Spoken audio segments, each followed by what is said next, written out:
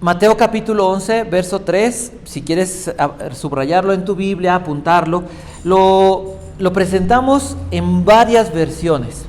Es el pasaje o es el verso central del estudio de esta mañana.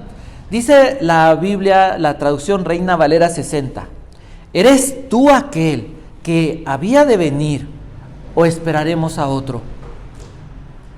La Nueva Traducción Viviente lo escribe de esta manera: ¿eres tú el Mesías a quien hemos esperado o debemos seguir buscando a otro? ¿Eres tú el que ha de venir o debemos esperar a otro? Dice la NBI. La palabra de Dios para todos lo escribe de esta manera.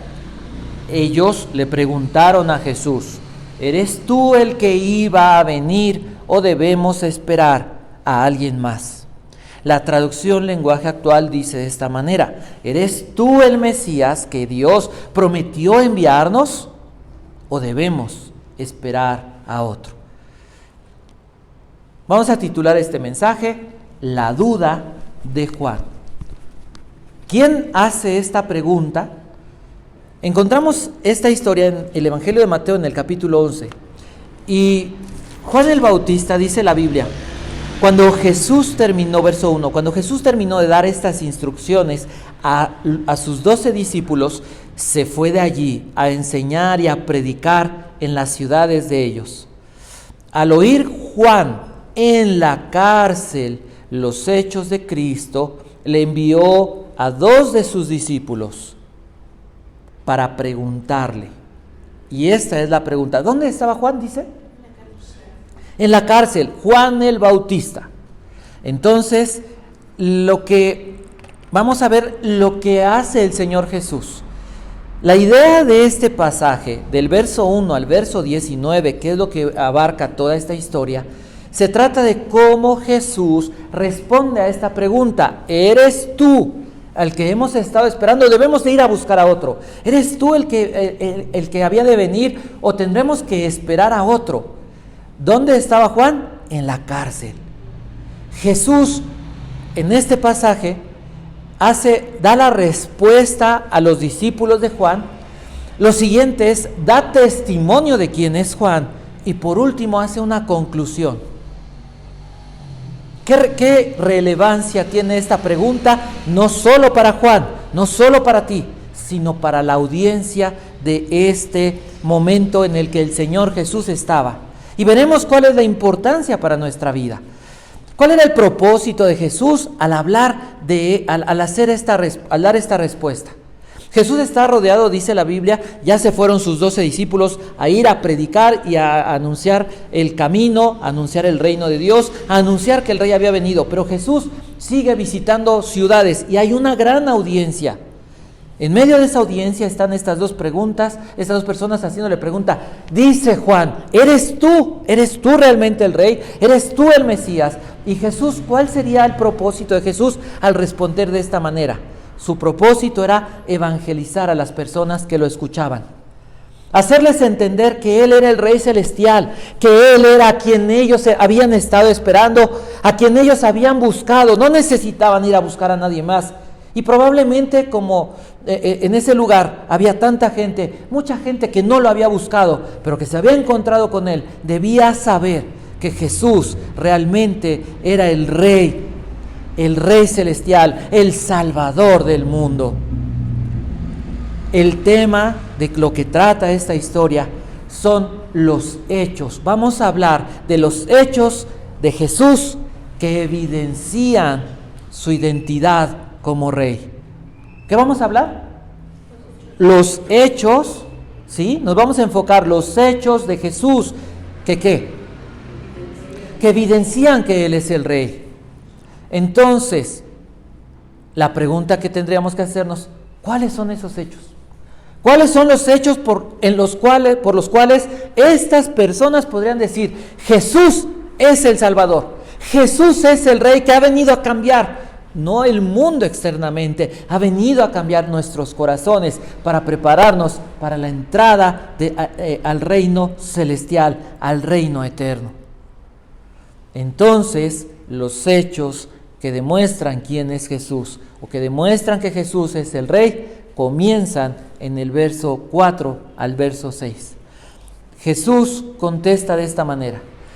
Verso 4, vayan, id y haced saber a Juan las cosas que ¿qué? Que oís y veis. Las personas dicen muchas cosas, pero raramente, ¿qué hacen? Generalmente, todo lo contrario. Una persona muy famosa, muy conocida, yo creo que la van a recordar, un día le hicieron una pregunta: ¿a usted le gusta leer? Estaba sentado y había mucha gente y dijo, sí. Y dijeron, ¿y qué tipo de literatura le gusta? Dijo, en algún momento de la vida fue la Biblia. Ay, y dices, ¿y qué? Algunos pasajes, pues no la leí todo, ¿no? Y a lo mejor si le preguntáramos a alguien, diría lo mismo: a mí me gusta leer. Y tú dirías, ¿y qué lees? ¿Te gusta leer la Biblia? Sí, a mí me gusta leer la Biblia. ¿Y la lees? Las personas dicen algo, pero hacen lo contrario. En el caso de Jesús Jesús le dice a los dos y le dice a la audiencia: vayan y díganle a Juan, escuchen todos, lo que oyen y lo que... ¿Qué veían? Que lo que él decía y lo que él hacía era congruente. Él no decía una cosa, pero hacía otra. Él no decía, sí te quiero mucho, pero hacía otra cosa. Era congruente. Y entonces Jesús comienza o manda esta respuesta a Juan. Estamos hablando de Juan el Bautista, ¿están de acuerdo? Juan, no el discípulo, Juan el Bautista. Juan el Bautista no era cualquier persona. Si habláramos de los padres de Juan, hablamos de un hombre llamado Zacarías y de una mujer, Elizabeth. ¿Quiénes eran? Eran personas dedicadas al servicio de Dios. Podríamos decir que Juan, por lo menos, era la segunda generación dentro de su familia de personas temerosas de Dios. Las profecías dadas por el ángel y dadas por los profetas hablaban y apuntaban hacia Juan. Él es aquel Elías, el Elías que debía de venir. ¿Cuál fue la preparación de Juan? ¿Cómo fue Juan? ¿Se acuerdan de Juan? Dice la Biblia que estuvo en el desierto hasta el día de su manifestación. Él no estuvo en el templo, aunque su padre era sacerdote y él podría haber estado. No, Dios lo saca de ahí y lo envía al desierto, a prepararse en el desierto. ¿Qué hay de malo en el desierto? Todos le tenemos miedo al desierto. Israel le tenía miedo al desierto, pero en el desierto es donde se prepararon a los mejores hombres de Dios. ¿Cómo cuáles?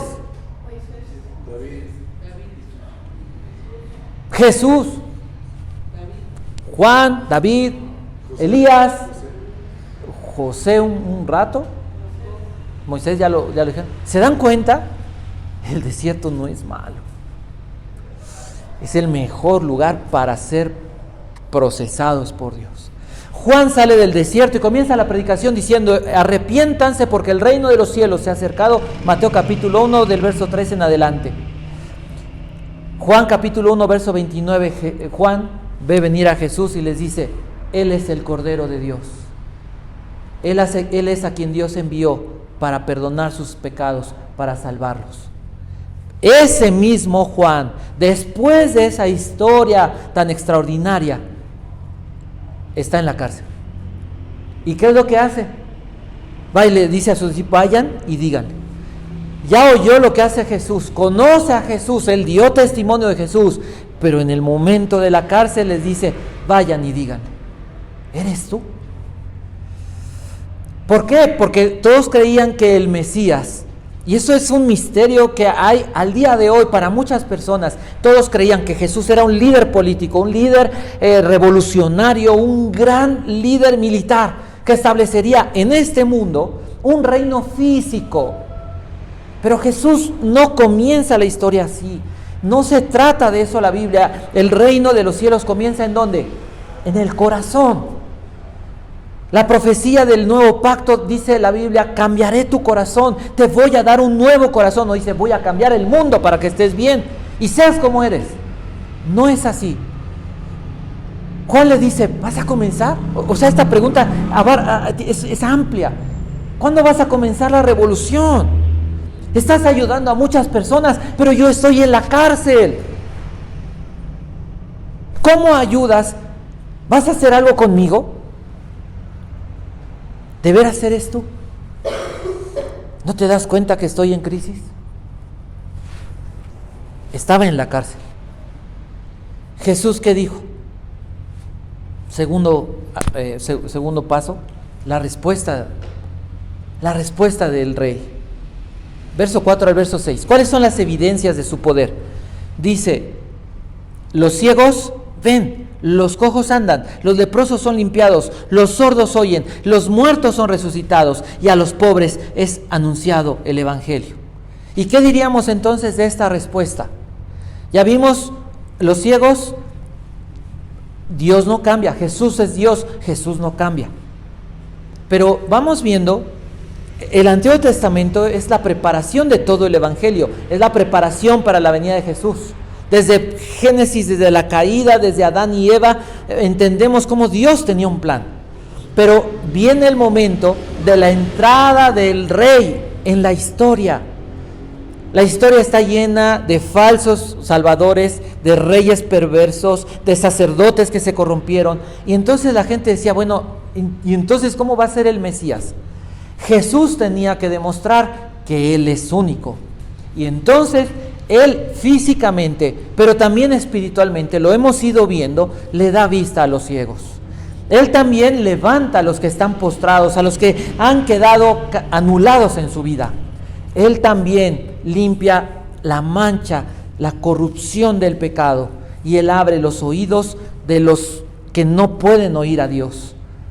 Aquellos que están separados de Dios, aquellos que están muertos en sus delitos y pecados, Efesios capítulo 2, al encontrarse con Jesús, reciben vida, son resucitados, reciben la vida eterna.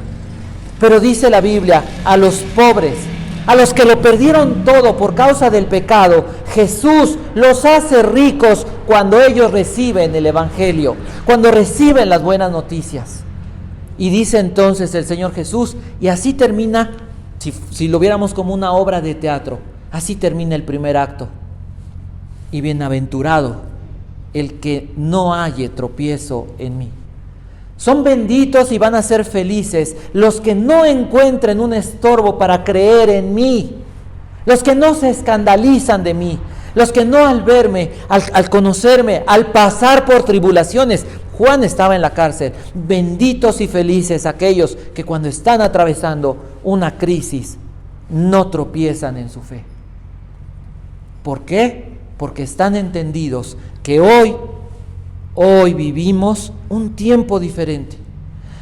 Jesús ya demostró ser Dios y ser el Salvador. A lo largo de la historia, millones de vidas han sido transformadas, incluyéndome a mí y seguramente a muchos de los que estamos aquí y de las personas que puedan ver en su casa. Pero el día de hoy, Jesús no está enfocado en demostrarle a la gente que Él es Dios y el Salvador, porque ya lo hizo. Hoy hay milagros, sí. Hoy oramos por gente y se sana, sí. Hoy oramos por personas para que reciban la capacidad de ver la obra de Dios, de oír la obra de Dios, de la palabra de Dios, de poder ser levantados de su condición de ruina espiritual y poder comenzar en esa riqueza, en el favor de Dios. Y Dios hace esas cosas, pero el enfoque el día de hoy, bajo el nuevo pacto, en la iglesia, en la era del Espíritu Santo, se trata de ¿qué? De que Dios cambie el alma, de que Dios sane el alma, restaure la mente. Porque este mundo se va a acabar, porque este mundo está corrompido por el pecado. Y Jesús prometió cielos nuevos y tierra nueva. Hoy podemos experimentar la grandeza y la gloria de Cristo, sí, y por eso estamos aquí. Pero este mundo no es para aferrarnos a Él. Porque lo mejor de este mundo, ¿qué es? El dinero corrompe a la gente. Lo mejor de este mundo, ¿qué es? El poder Lo corrompe la gente. Lo mejor de este mundo, ¿qué es? La diversión. ¿A dónde va el corazón que busca diversión? A la borrachera, a la inmoralidad. Este mundo está corrompido. Entonces, Jesús les dice a ellos, a la audiencia, y díganle a Juan, van a ser o son dichosos, son benditos los que no tropiezan en su fe. Pero entonces, después de esta respuesta, con evidencias de lo que había hecho el Señor Jesús, del verso 7 al verso 11, el Señor Jesús habla de Juan a la audiencia y les dice, comienza a hablarles del verso 7 hasta el verso 11 y les empieza a hablar y le dice, ¿qué salieron a ver al desierto? Una caña cascada. Esto es una imagen, una ilustración. Una caña cascada era una caña pero ya estaba rota y o se usaba para, muchas veces cuando estaban bien, hasta para hacer instrumentos, o bueno, como tipo flauta. Pero cuando ya estaba cascada, la rompían y la tiraban a la basura, o el viento podía romperla, si es que todavía estaba ahí. Y les dice, ¿mandé? Más o menos. Buena ilustración. Suplimos esa. Muy bien. Entonces, ¿qué les dice Jesús? ¿Salieron a ver algo así? No. Porque Juan el Bautista no era alguien frágil. ¿Cómo era Juan? Imaginen lo impetuoso, lo valiente de que se paraba enfrente de la gente y le decía, usted, a las personas que hablaban supuestamente de Dios, les ustedes son un nido de víboras. Y a los soldados romanos les decía, ustedes dejen de robar y de hacer esto. Y a la gente le decía, pero así, no era no era muy suave, era rudo. Enfrentó al Sanedrín, enfrentó un desierto. ¿Con qué? Con la fe en Dios. Juan anunció y preparó el camino para que viniera Jesús. Cuando iba a llegar alguien, un rey o algún personaje importante de Roma a Jerusalén, tenían que limpiar los caminos. ¿Sabían eso? Entonces, si había algo ahí, los limpiaban y tenían que quitar los ladrones y tenía que, para que cuando pasara esa persona viera, qué bonito camino.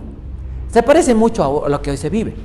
Entonces, Juan prepara ese camino. Juan, vean en esto, y espero que todo esto vayan como que entendiendo lo que Dios quiere enseñar para la vida de cada uno.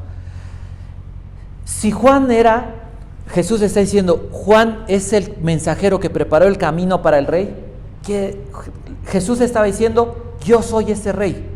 Pero si yo soy ese rey, entonces Juan era ese mensajero. Ahora, Juan preparó el camino y les dice el Señor Jesús que Juan es el más grande de todos los profetas. No hay nadie como él, pero el más pequeño en el reino de los cielos es más grande que él. Y dice uno así, ya me volé la cabeza, ¿no? ¿Cómo le hace ¿Qué quiere decir esto? Juan anuncia que va a llegar el rey y que está cerca el reino de los cielos. Pero cualquiera que está en el reino de los cielos no tiene que anunciar la venida del rey, porque el rey está ¿en dónde? En su corazón.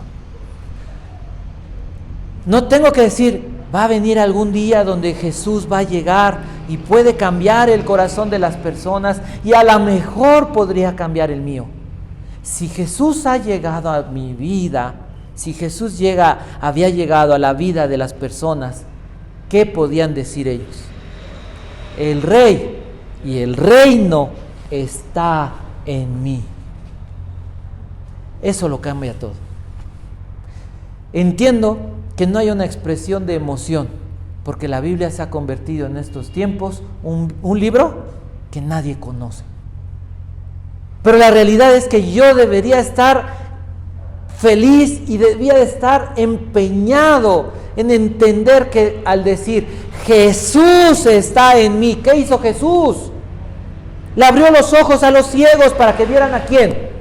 A Dios. A los que no oían la voz de Dios, les abrió los oídos para que oyeran la voz de Dios. Y a los que estaban arruinados y habían perdido todo, y eran los miserables y los pobres del mundo, Jesús los vino a enriquecer con el poder del Evangelio. Y si Jesús estaba en ellos y Jesús está en mí, ¿qué puedo esperar yo entonces en la vida que vivo hoy? Yo debería estar feliz y deberíamos estar felices y decirle a la gente, hay una esperanza porque el Rey ya vino. Y dice el Señor Jesús, habla de un aspecto, la entrada al reino. Fíjense lo que dice el verso 12. Desde los días de Juan el Bautista hasta ahora, habla de Juan hasta el momento en el que está Jesús, y dice, el reino de los cielos sufre violencia. ¿A qué se refiere? Es una frase difícil. El reino de los cielos, podemos entenderlo, sufre oposición, resistencia.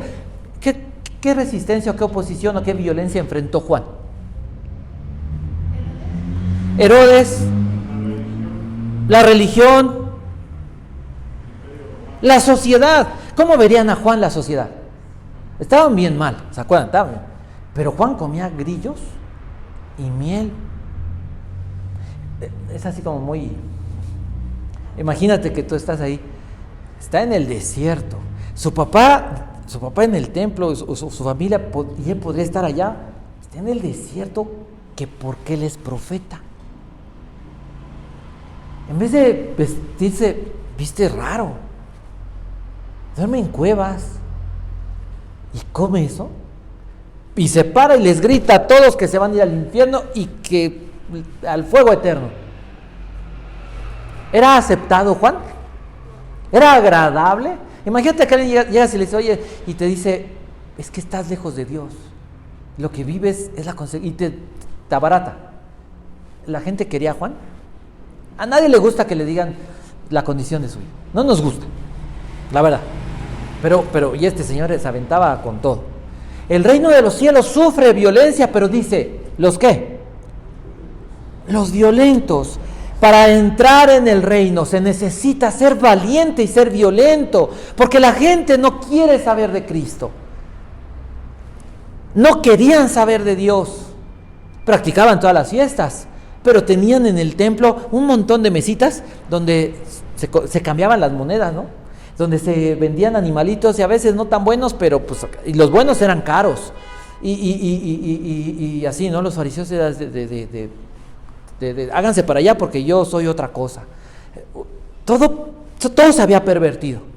Jesús les dice, tienen que ver, ese es el ejemplo de valentía, de fe que se requiere para entrar y para ser parte del reino. ¿Cómo termina esta parte? Jesús les dice, el que tiene oídos, el que está escuchando, ponga atención, entienda. Es una enseñanza. Ya estoy aquí, el reino se estableció, pero se requiere de una fe valiente para enfrentar, para vivir. Es una consagración, es una entrega. Es más fácil ser borracho. Tú llegas y te compras una botellita de 40 pesos. Es bien fácil drogarte. Es bien fácil andar viendo a las mujeres o a los hombres. Es bien fácil hoy promover la maldad. Era bien fácil hacer eso.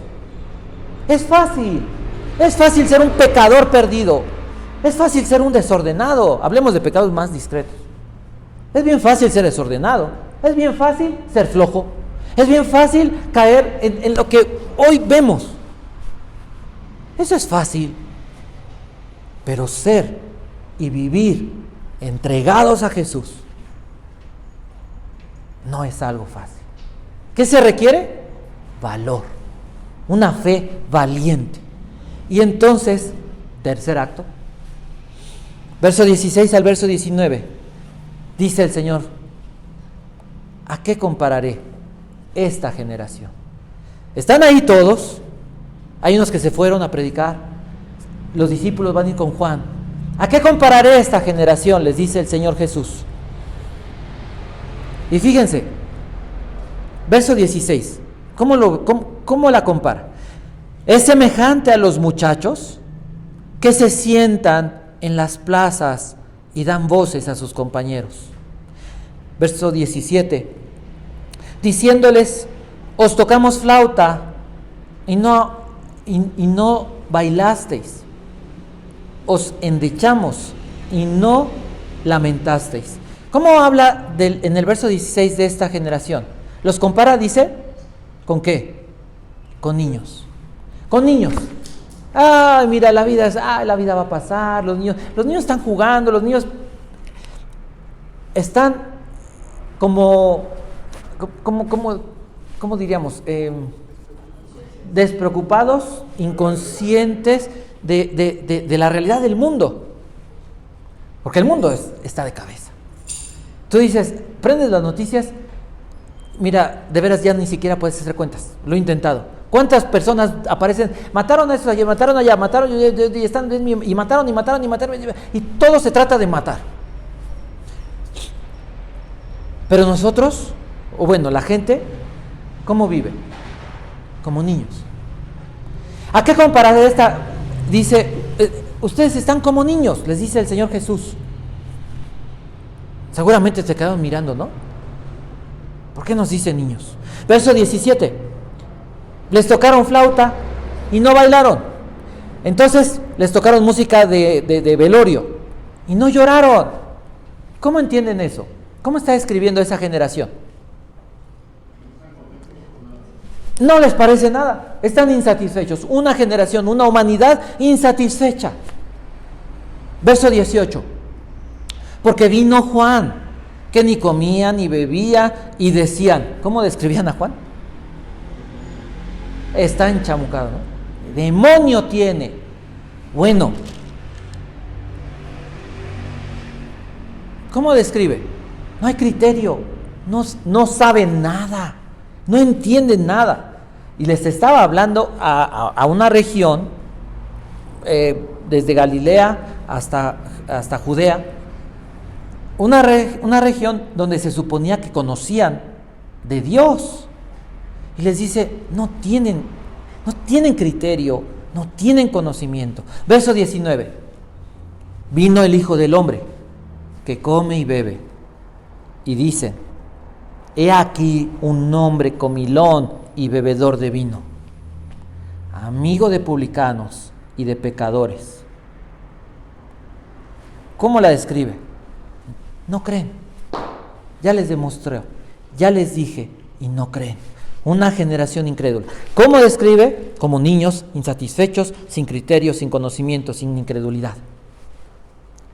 Y termina esa última parte de su sermón y les dice, pero la sabiduría es justificada por sus hijos. ¿Qué quiere decir eso? ¿Quiénes son los hijos? Los que han creído en Jesús, los que son parte del reino. Los que son parte del reino, entonces, ¿qué dice? La sabiduría es justificada por los hijos.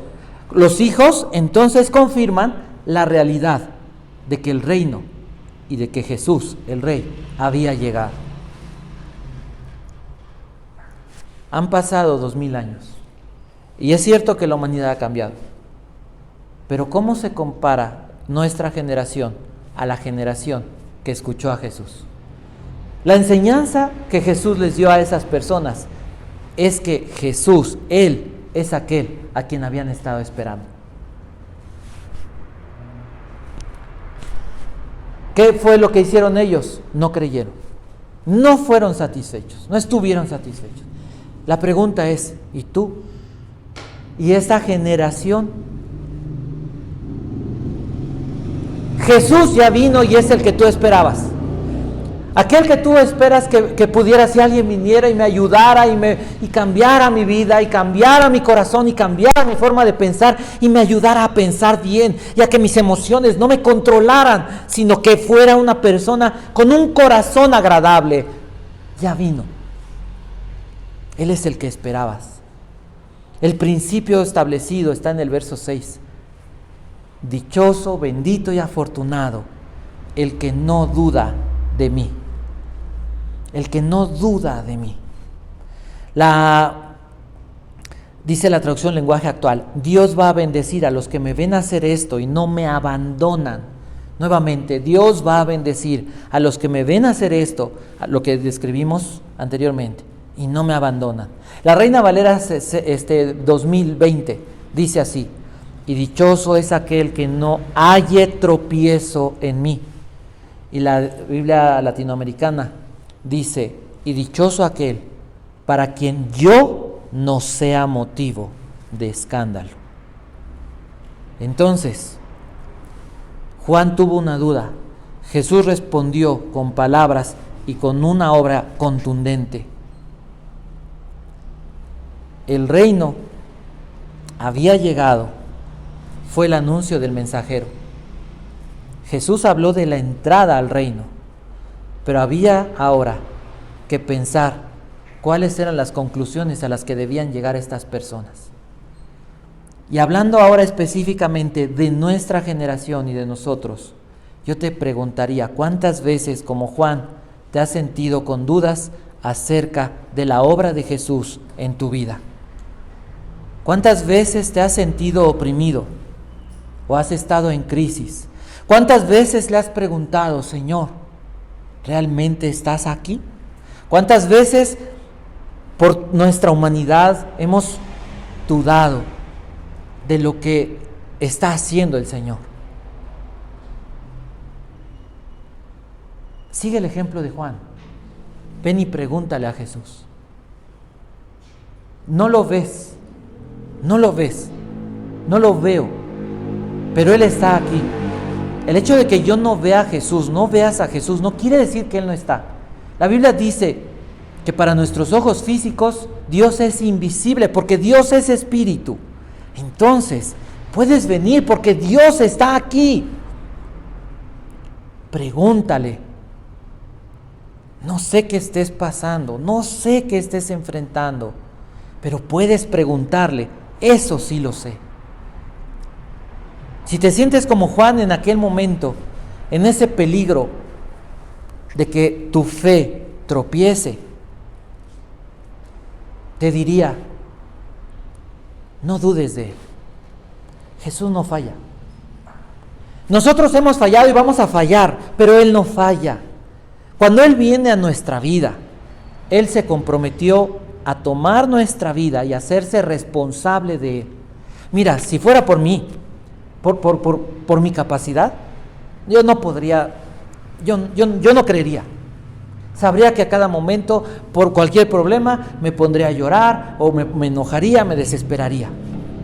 Pero lo emocionante y lo que sostiene mi fe es saber que Él está al control y que ya no depende de qué tanto pueda yo hacer, sino depende de su fidelidad y de su amor, de su poder. No dudes, no abandones tu fe.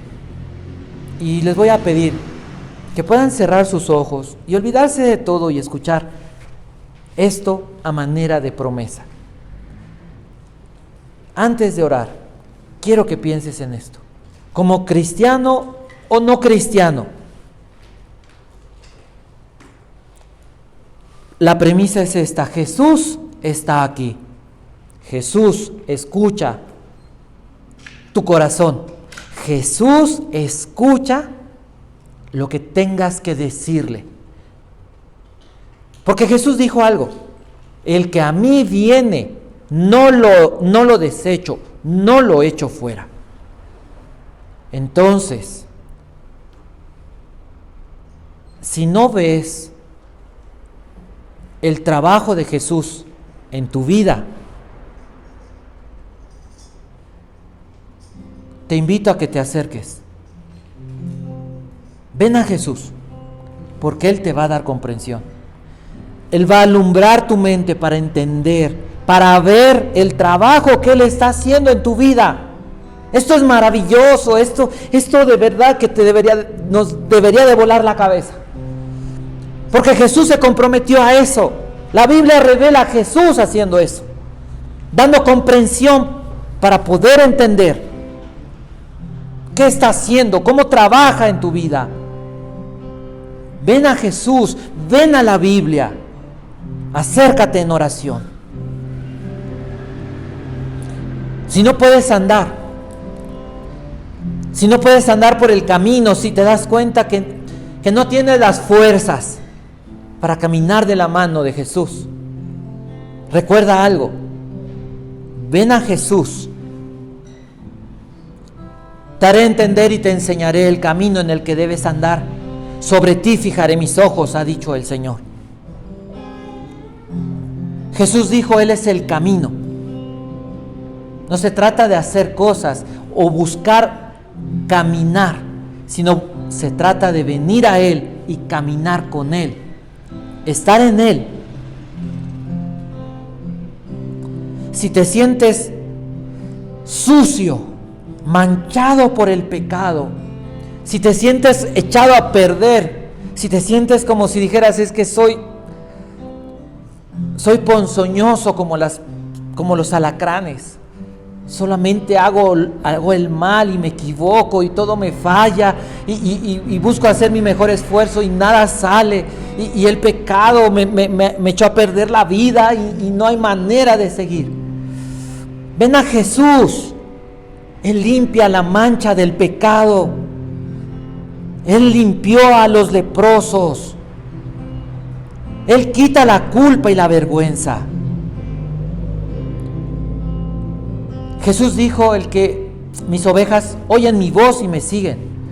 Pero tal vez tú dirías, yo no logro oír a través de la Biblia la voz de Dios. Yo no logro entender a través de la exposición de la palabra lo que Dios me quiere decir. Ven a Jesús y pídele que abra tus oídos para que escuches su voz. Te pregunto como un paréntesis, ¿no es maravilloso lo que la Biblia dice de Jesús y lo que Jesús vino a hacer por las personas y lo que hoy puedes tú comenzar a vivir y la forma en la que tu vida va a cambiar? ¿No es maravilloso oír estas palabras, estas promesas? Si te sientes lejos de Dios, si sientes que Dios no está operando en tu vida, si te sientes como un muerto, desconectado de Dios, o si estás desconectado de Dios, ven a Jesús. Él da vida. Él levanta a los muertos. Si estás arruinado, si echaste a perder tu vida por causa de tus pecados, de malas decisiones, si cometiste tantos pecados, no solo errores, pecados, y lo perdiste todo, perdiste trabajo, perdiste familia, perdiste esposa, esposo, hijos, lo que hayas perdido, si estás solo, pobre, ven a Jesús, porque Él por medio del Evangelio nos hace ricos. Recibe la riqueza de Cristo. La riqueza de Cristo es amor. La riqueza de Cristo es paz. La riqueza de Cristo es gozo, es poder, es el favor y la misericordia de Dios en tu vida y a tu favor.